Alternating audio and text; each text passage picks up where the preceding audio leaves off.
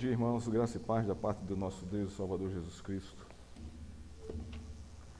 Nós estamos caminhando no panorama do Novo Testamento, estamos já encerrando o livro de Lucas. Estamos acho que no 99, eu acho. No slide 99.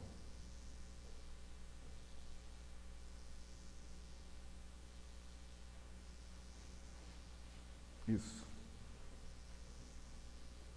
Nós estamos vendo aqui nós começamos a ver isso desde a semana passada, algumas características, né, desse evangelho, do evangelho de Lucas.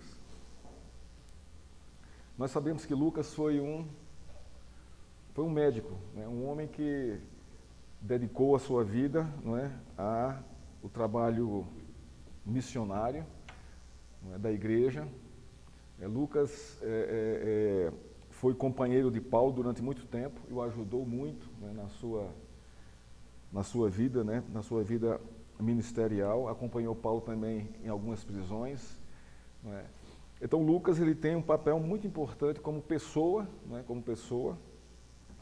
devido ao seu testemunho pessoal e devido aos documentos que ele fez, né, que ele elaborou sobre sua pesquisa acurada. Ele fez o livro escreveu dois documentos, que na verdade é um só, mas na estrutura da nossa Bíblia está em dois documentos, o Evangelho de Lucas e o livro de Atos. É um documento só, endereçado a uma só pessoa. E qual foi o objetivo de Lucas ali? Foi alcançar, né, os gentios, aquelas pessoas que não eram judias, não eram judeus. Então esse foi o grande alvo de Lucas ao escrever o Evangelho.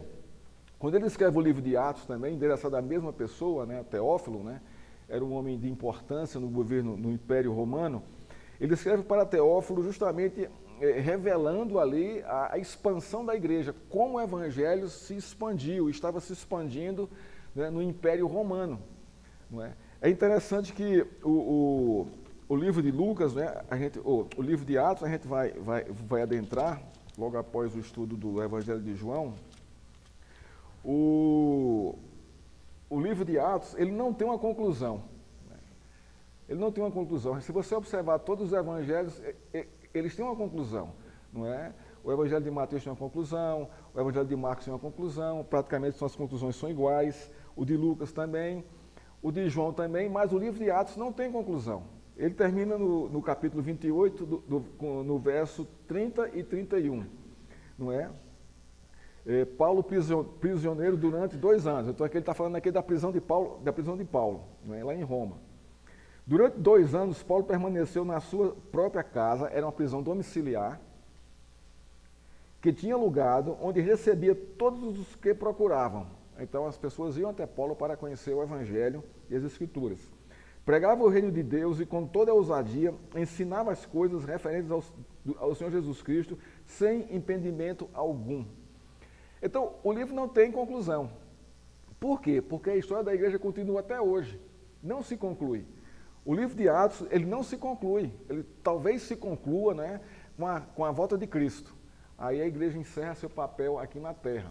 Mas até lá nós continuamos aqui escrevendo, não é, esse livro. O Evangelho de Lucas, né, ele tem realmente um final. Ele tem uma conclusão, né, muito clara, não é? Ele vai trazer a conclusão no capítulo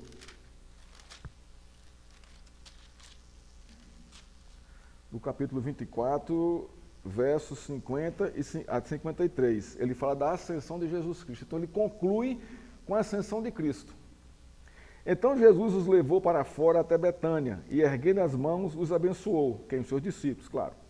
E aconteceu que, enquanto os abençoava, ia se retirando-se deles, sendo elevado para o céu. Então eles, adorando, voltaram para Jerusalém, cheios de alegria, e estavam sempre no templo, louvando a Deus.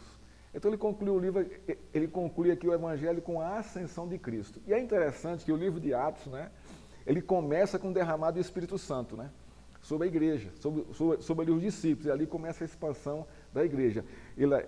O Evangelho de Lucas conclui com ele subindo, e o livro de Atos o livro de Atos começa com Cristo descendo pelo Espírito Santo para a expansão da igreja.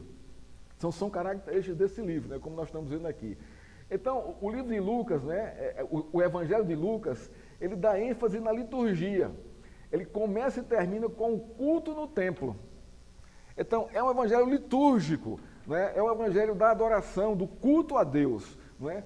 Abre aí em Lucas 1, 8, 9, e alguém abre em 24, 53. Né? Que eu acabei de ler aqui, né? E eles estavam sempre no templo louvando a Deus. Então, isso é a liturgia do povo, né? O povo estava adorando a Deus. Então, Lucas abre em capítulo 1, verso 8 e 9.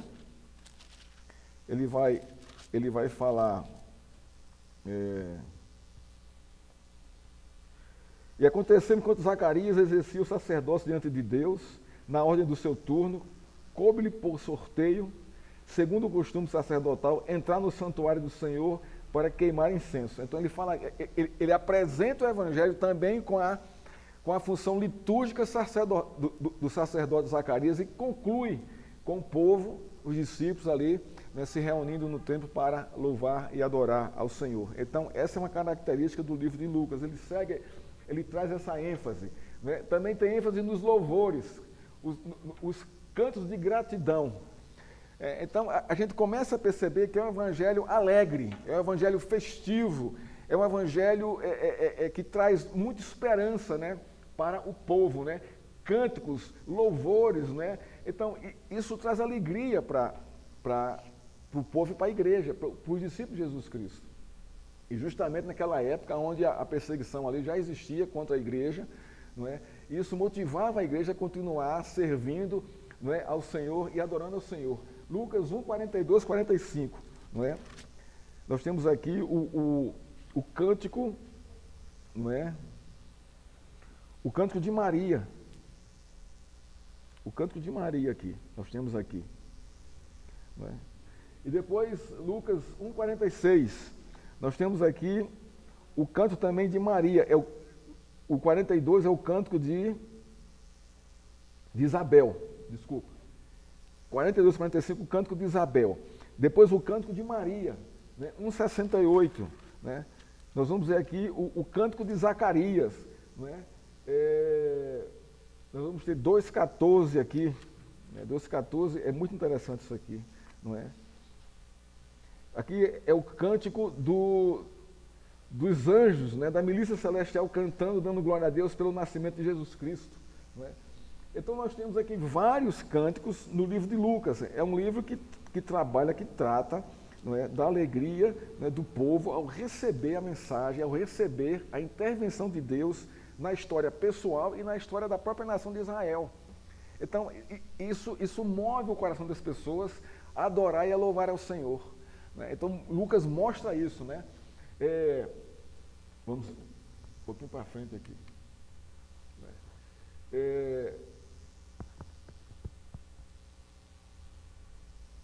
O livro de Lucas também, ele revela a pessoa de Jesus Cristo, né? Ele contribui para a revelação de Cristo. A história revela o propósito divino que opera nos acontecimentos da história. A salvação está relacionada diretamente com a história secular. Irmãos, nós temos que ter isso é importantíssimo, esse fato e essa realidade. Deus não se dissocia da história. Né? Houve um movimento na história da igreja no século XI, XII, XIII, né, que quis dissociar isso, né? Os monastérios, né, o monasticismo, né? A igreja estava tão poluída, né, com os costumes humanos, né, que os monges resolveram se levantar e se separarem da igreja. Então se cria os monastérios, é o movimento monástico, né? Então aqueles que servem a Deus estão separados nos desertos, então eles criam os seus mosteiros e se isolam da história da sociedade, porque ali eles achavam que eles eram realmente as pessoas que estavam recebendo de Cristo a mensagem e estavam testemunhando ali claramente que eram homens santos, separados da sociedade. E a gente vê que durante a história isso caminhou durante muito tempo. Ainda hoje, não é? A gente vê isso em nossa cultura, isso hoje. Não é? essa separação, né, desse movimento monástico, né? Nós temos as freiras, não é? É um movimento monástico, oriundo disso aí. Não se misturam, não é? Mas isso, irmãos, não tem nenhum valor. Isso não tem nenhum sentido na história da redenção de Deus, porque Deus se mistura com a história secular, porque a história é uma só. Não existe separação na história. E o livro de Lucas vai tratar justamente isso, que não há essa dissociação sagrado e profano, monástico e mundano. E mundano. Isso não existe. Não é? A história de Deus é uma só. É uma só. E Deus, ele vem para essa história trazendo a sua redenção. Porque não tem sentido, não é? A história ser separada. Então Deus traria a redenção só para aquele povo que está separado do resto do povo da sociedade. Isso não existe. Então Lucas vai mostrar justamente isso. Jesus se mistura com as pessoas.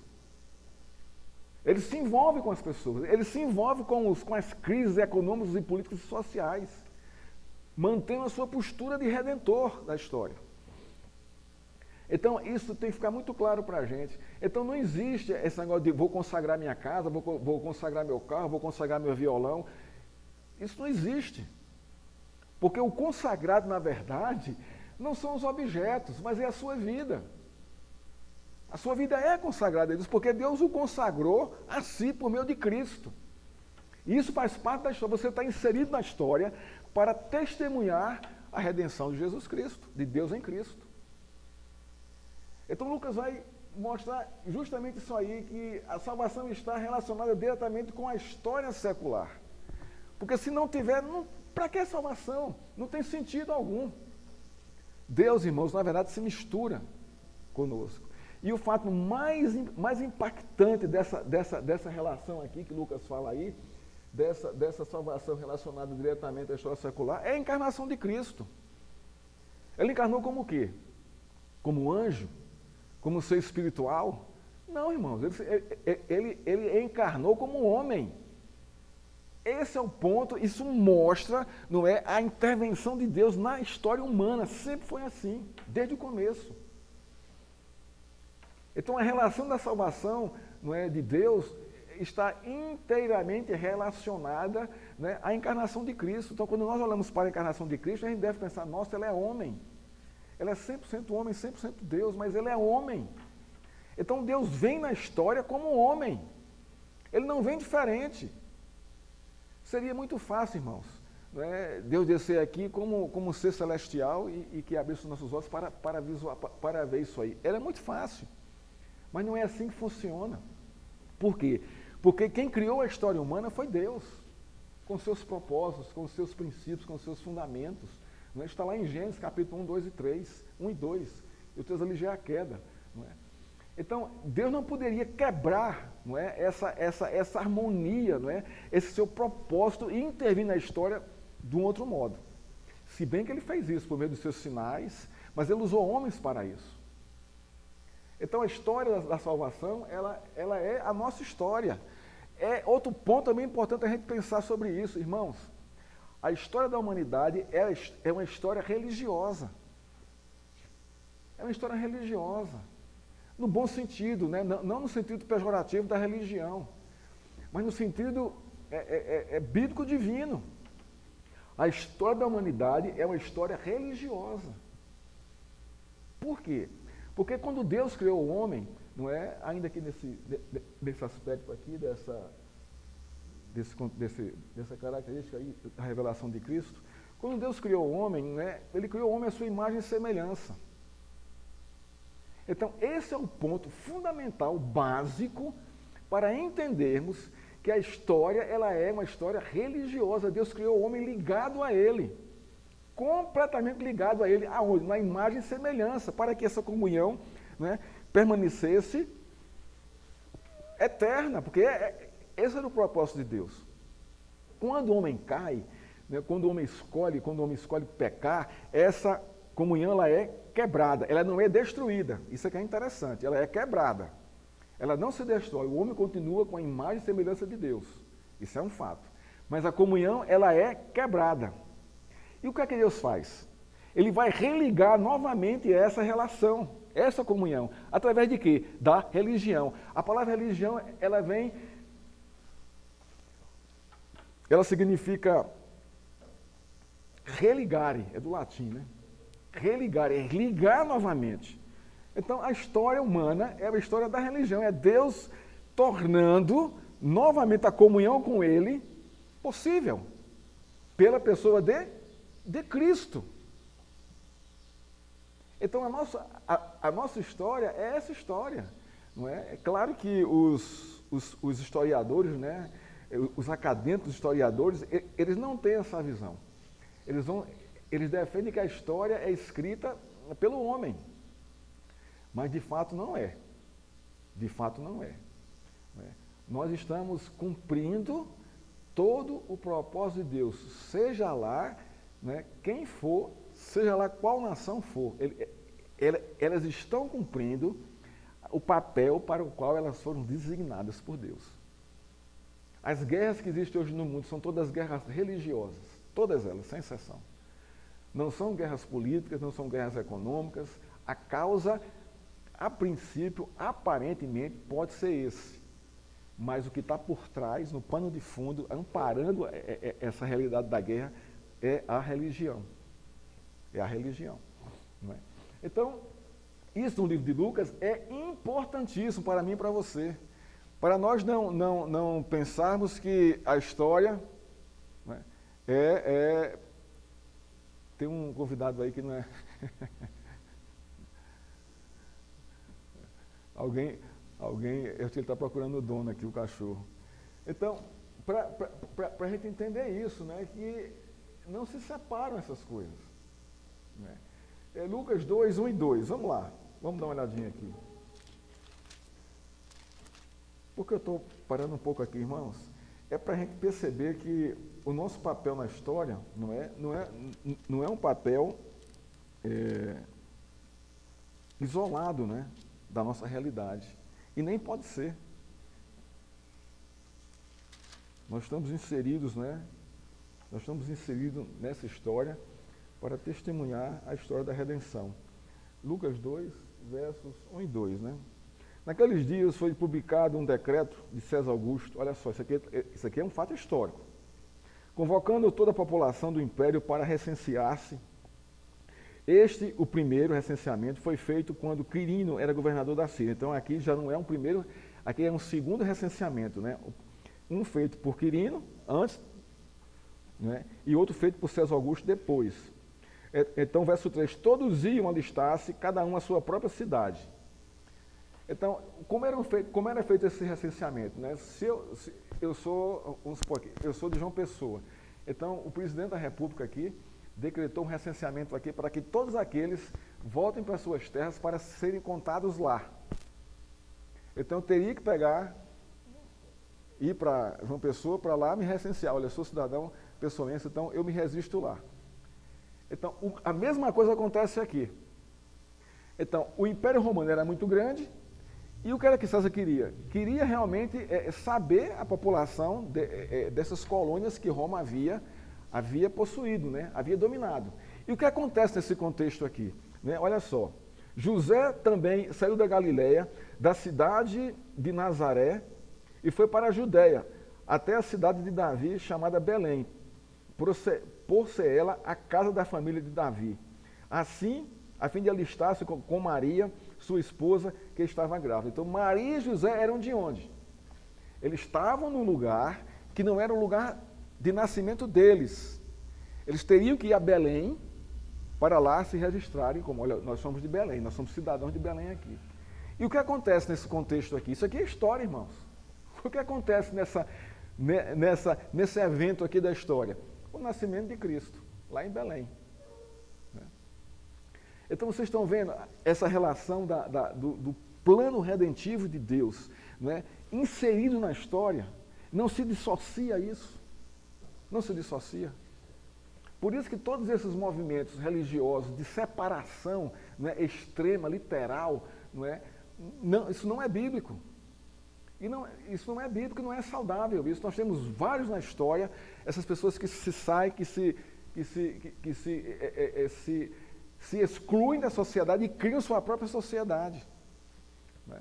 Nós temos assim, exemplos tremendos, né? Tintones, né? Nas Guianas, que depois acabou levando ali a mais de 1.000 pessoas ali ao suicídio, né? Por pregar que eram separados e tal, e que Cristo ia voltar. Né? Então, são coisas que não tem base bíblica, não é? Esse isolamento, né? Por exemplo, hoje em nosso contexto, né, nós temos isso muito claro com os conventos, né, das freiras, né? Isso no mundo inteiro tem isso. É um movimento que não tem sentido isso. Elas não se relacionam com nada, com ninguém. Só servem a Deus. Como é que eu sirvo a Deus se eu não me relaciono com as pessoas? Que tipo de serviço é esse que eu estou prestando a Deus? Você questiona isso. Porque manda você se envolver com o resto do mundo, né? É também o evangelho da ternura. Deus ama os pecadores que Jesus veio salvar. 3:6. Então, irmãos, esse é outro ponto assim que nós devemos estar atentos demais. O evangelho é o evangelho da ternura.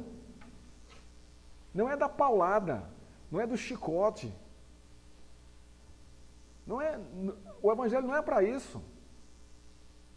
Ele vem exortar, vem. Ele vem confrontar, vem, mas com ternura. Com ternura. Versos Lucas 3:6.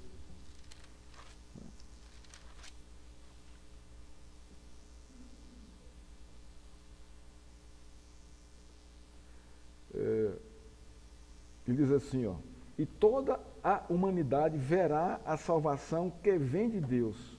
Não é? Fala da ternura de Deus em enviar o seu Filho para morrer pela humanidade. Abra lá em João 3,16, que não é? Isso aqui está mais claro aqui nesse verso aqui. Não é? A gente lê esse verso aqui e não percebe muito isso aqui, né? Porque Deus amou o mundo de tal maneira que deu o seu Filho unigênito para todo aquele que nele crer, não pereça, mas tenha vida eterna. Isso aqui é pura ternura de Deus. Por quem? Por aqueles que vão crer. Pelo seu povo. É o Evangelho que mostra a sensibilidade, né? Que mostra assim o propósito do coração de Deus, está exposto em Cristo. Pura ternura, irmão. Irmãos, como é que Cristo tratou as pessoas? Ele foi enérgico, foi. Isso aí com muita gente, principalmente com os fariseus e com os escribas que tinham conhecimento da lei, mas que não ensinavam a lei e se desviaram completamente dos princípios da lei, né? Mas mesmo assim ele respeitou esses homens. Né? Ele os exortou, mas com ternura e com amor. Então, é o evangelho da ternura. Jesus veio salvar pecadores, irmãos. Pessoas quebradas, pessoas destruídas, pessoas completamente esfaceladas, né, espiritualmente, emocionalmente, moralmente. Não é? A gente sabe disso. Por isso que o evangelho ele tem o título de Boa Nova, porque é uma boa nova de esperança, é uma boa notícia que traz alegria, traz gozo, traz conforto, consolo, não é? Ele aquieta a alma inquieta, não é? Ele consola o coração desesperado, não é? Ele completa, né, a incompletitude do homem, não é? Sempre está em busca, mas não sabe de quê. Então, ele traz ele completa, ele mostra, não é, qual é o principal, o que é que ele realmente está buscando, mas não sabe o que é. Então, essa é a mensagem do Evangelho. Não é? Jesus Cristo é o interesse dos desvalorizados da sociedade. A gente tem a ideia de que os desvalorizados são só os pobres que estão na rua. Não são só esses, irmãos. Tem muito mais gente aí que a sociedade desvaloriza. Não é? Basta você não ter um título, ela vai te desvalorizar. Não é? Como é que, qual é a grande onda da nossa cultura, não é? Você tem que crescer, né, ser alguém na vida e ganhar dinheiro. Né? Esse não é o caminho de todo mundo? Então, qual é a grande luta dos pais? Que os filhos estudem, façam a faculdade, não é verdade isso? E que sejam alguém na vida. Então, porque se não for assim, você vai ser desvalorizado pela sua cultura. Isso é um fato, é uma realidade hoje. Né? Quem são as pessoas hoje mais importantes? São aquelas que têm mais dinheiro. Então, essa a gente valoriza, estão sempre em cima, né? E o resto são as pessoas desvalorizadas, né? Não tem esses valores colocados pelo mundo e pela sociedade, né? Isso é uma inversão profunda de valores. Porque onde estão os nossos valores? Está nessas coisas? Não. Você pode ser um excelente profissional, um médico, mas pode ser um cara completamente profano, promíscuo, imoral. E está vendo a inversão dos valores aí? Então você é valorizado por aquilo que você representa, não por aquilo que você realmente é. O que é que Jesus está fazendo? Resgatando, né, esse valor, aquilo que você é, independentemente do que você seja. Então, ele vai alcançar Marta e Maria. Lucas 10, 38, 42. Quem é Marta e Maria na história de Jerusalém, na história de Israel? Abra lá, em Lucas.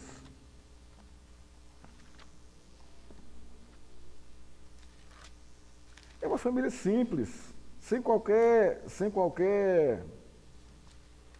relevância na história política, social e econômica de Jerusalém.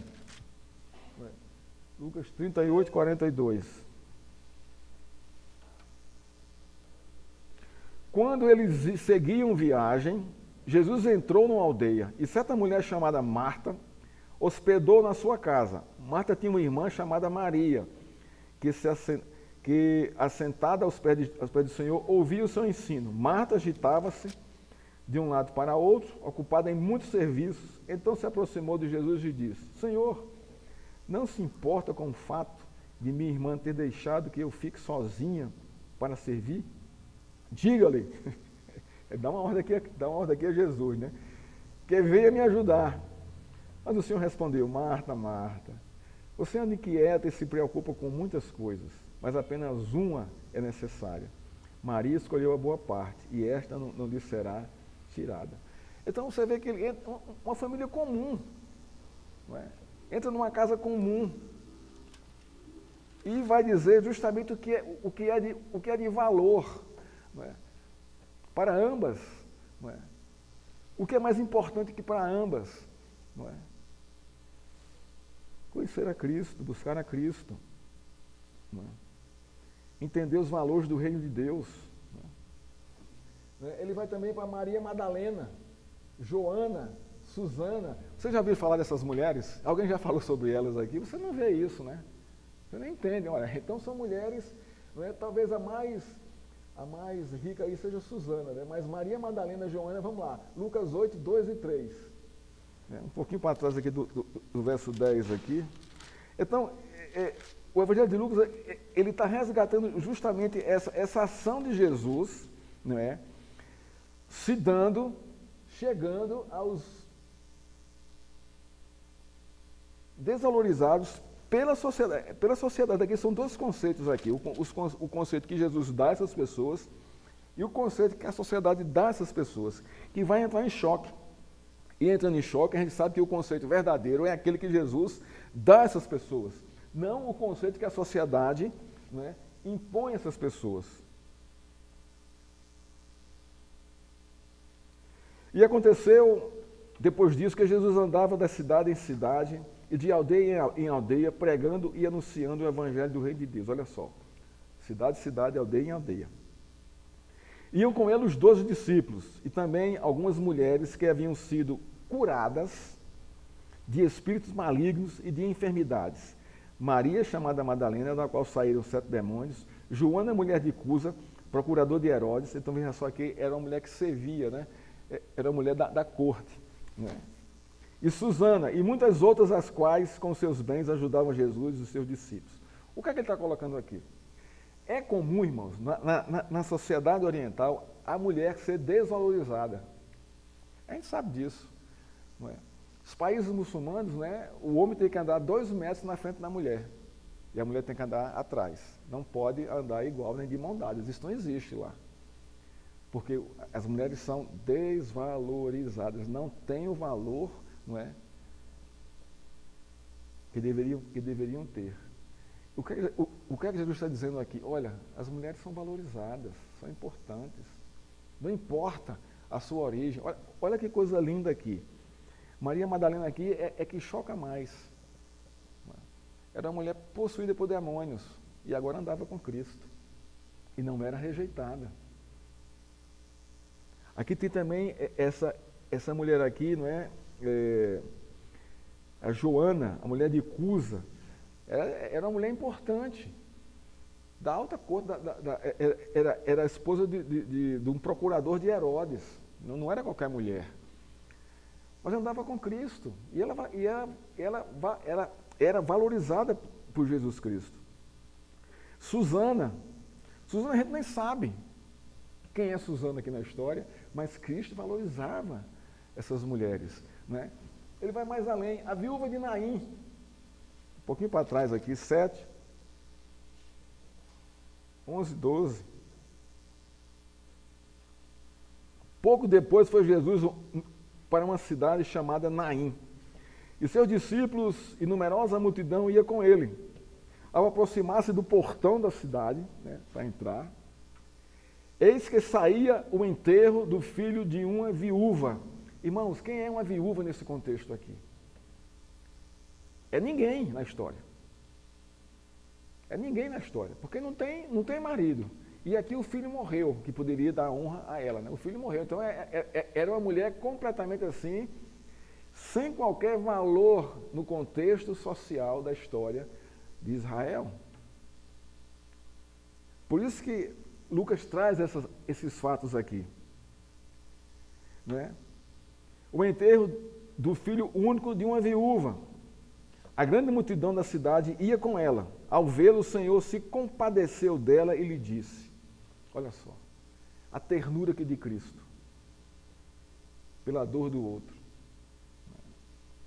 Disse, não chore. Nossa, é algo assim que, não é? Como é que eu não vou chorar se for meu filho único que morreu? Claro que eu vou chorar, não tem como. Não tem como. Né? Mas Jesus disse aqui, não chore, porque a intenção dele aqui, não é, era ressuscitar o filho da viúva. Era trazer alegria ao coração dela. Olha o verso 14. Chegando, tomou no caixão os que o estavam carregando, pararam. Então Jesus disse, jovem, eu ordeno a você, levante-se. O que estava morto sentou-se e passou a falar, e Jesus o restituiu à sua mãe. Ternura, irmãos, graça. O Evangelho vem para socorrer essas pessoas e valorizar essas pessoas aqui. Se Jesus não cruza o caminho dessa mulher, né, a mulher tinha ido enterrar seu filho, tinha voltado para casa e amargar a vida sozinha, sem apoio de ninguém. Né? Não é?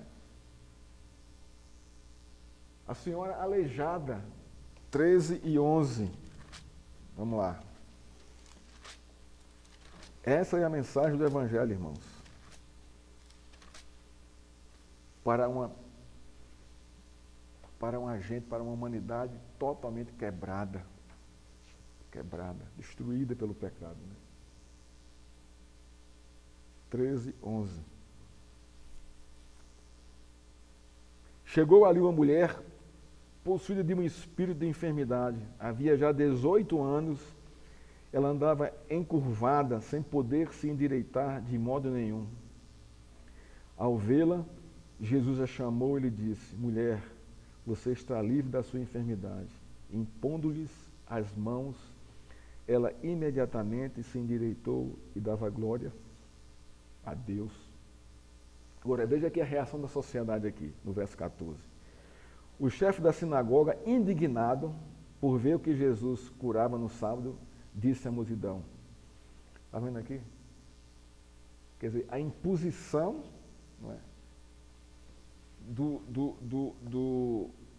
do chefe da sinagoga, que era um sacerdote, para que Jesus não mude a história, não interfira, deixe as coisas como estão, para se manter o status quo. Você não pode curar no sábado. Mas o que é que Lucas está mostrando aqui? Justamente isso, essa graça de Cristo, essa ternura em alcançar, não é, as pessoas menos desvalorizadas. Estão vendo aqui que a desvalorização é colocada pela sociedade, pelo contexto social que nós vivemos, não é? E Jesus vai mudar, vai trazer o valor, não é, da vida humana. A pecadora, 7:30, capítulo 7 aqui, de Lucas. Isso aqui também é impactante demais, porque não é um homem, é uma mulher. 7:37 a 50.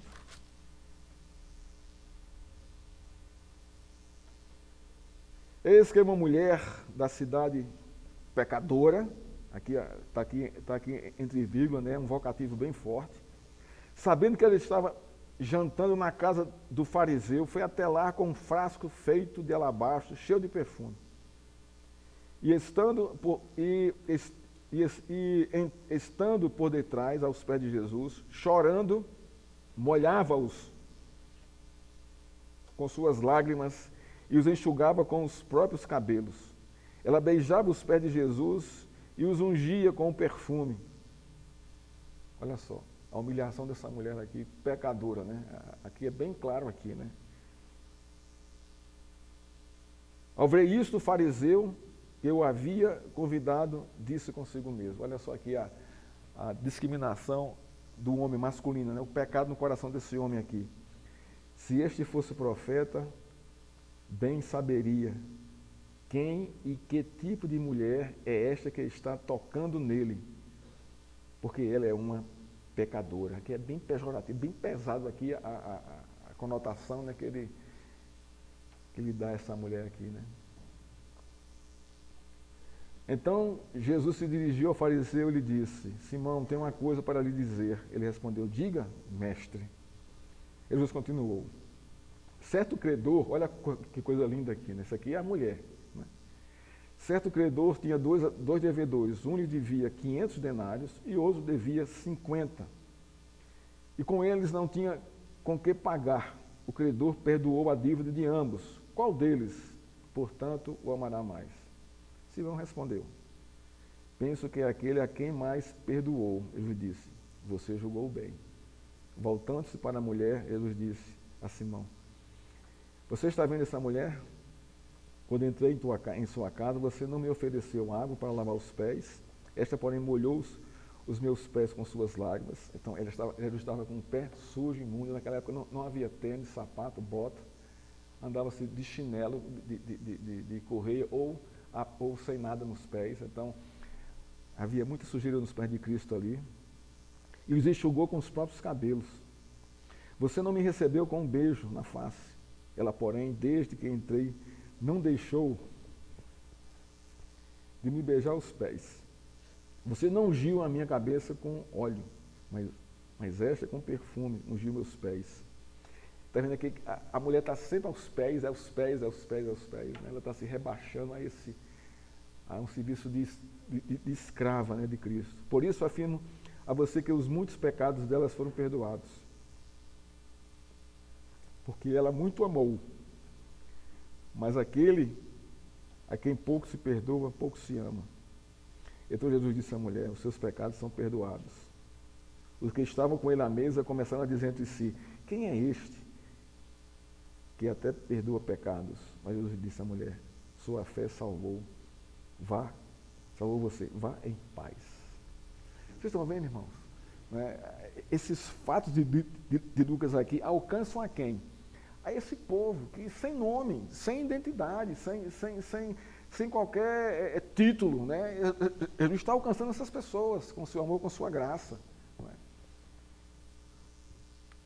O interesse nas crianças. Nós vamos encerrar aqui, vamos parar aqui. Né? Jesus tinha profundo interesse nas crianças. Lucas traz isso. Você vê que ninguém fica fora, né, da amplidão do alcance de Cristo. Todos, sem exceção. As crianças, 7 e 12. Ao aproximar-se do portão da cidade, 7, então ali está errado ali. 8h42. 7 e 12 aqui é a viúva de Naim.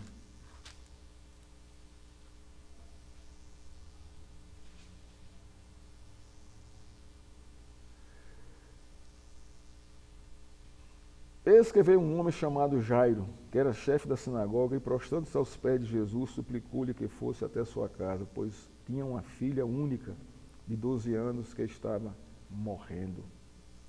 Jesus foi lá, né, e cura a filha dele. Né. Depois 9h38.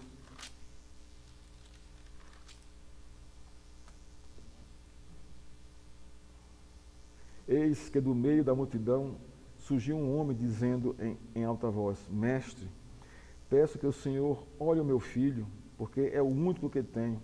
Um espírito se apodera dele e de repente o menino grita, é o menino, a criança, hein? E o espírito o convulsiona até espumar e dificilmente o deixa, depois de o ter maltratado. Pedi a seus discípulos que o expulsassem, mas eles não puderam.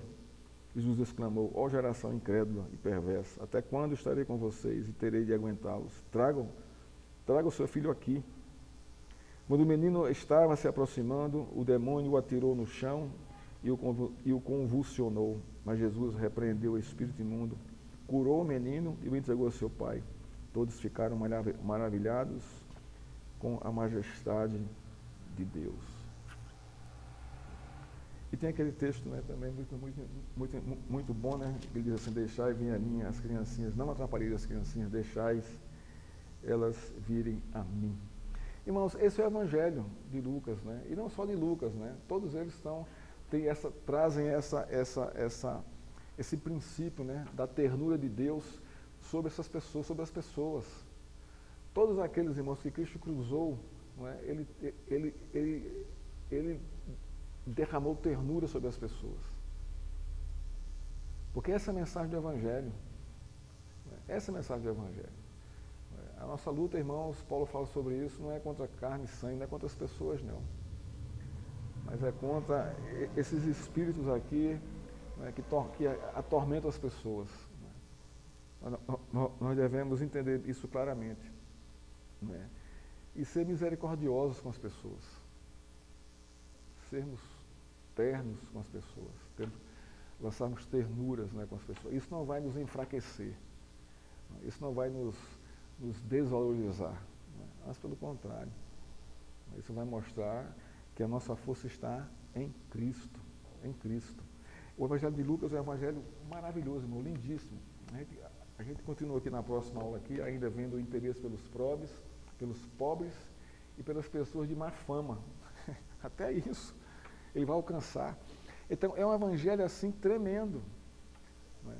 Mostrando a graça e o amor de Deus, né, pelos pecadores. Né? Vamos orar ao Senhor. Pai, obrigado, Senhor, pela Tua palavra. Obrigado, Senhor, pela pessoa de Cristo, Pai. É excepcional. É divino, Senhor.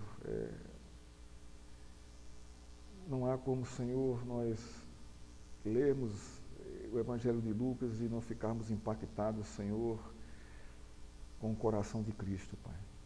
Coração de graça, de amor, de misericórdia, de compaixão, de ternura. Ó Deus, foi esse mesmo coração que nos alcançou, Pai. Quando nós, Senhor, éramos pecadores, Senhor, éramos ninguém nessa história. E o Senhor nos alcançou, Pai. O Senhor teve a misericórdia, a ternura e a compaixão de tocar a nossa vida e transformar a nossa vida, Senhor, nos dando a esperança da vida eterna, nos dando a alegria e o gozo, Senhor, de termos comunhão com o Senhor, nos dando, Senhor, a alegria e o gozo de abrirmos a Tua palavra, Senhor, entendermos a Tua mensagem. O Senhor abriu os nossos olhos, o Senhor curou as nossas enfermidades, o Senhor quebrou sobre nós o poder do pecado. O Senhor nos deu, Senhor, uma nova dimensão de vida, Senhor. Ó Deus, obrigado, Pai, em nome de Jesus por Cristo. Obrigado pela Tua palavra que ela existe, é viva e eficaz, Senhor, para nos animar, nos fortalecer, nos edificar. Obrigado, Senhor, por quem o Senhor é. Nós somos te gratos, Pai. Em nome de Cristo. Amém.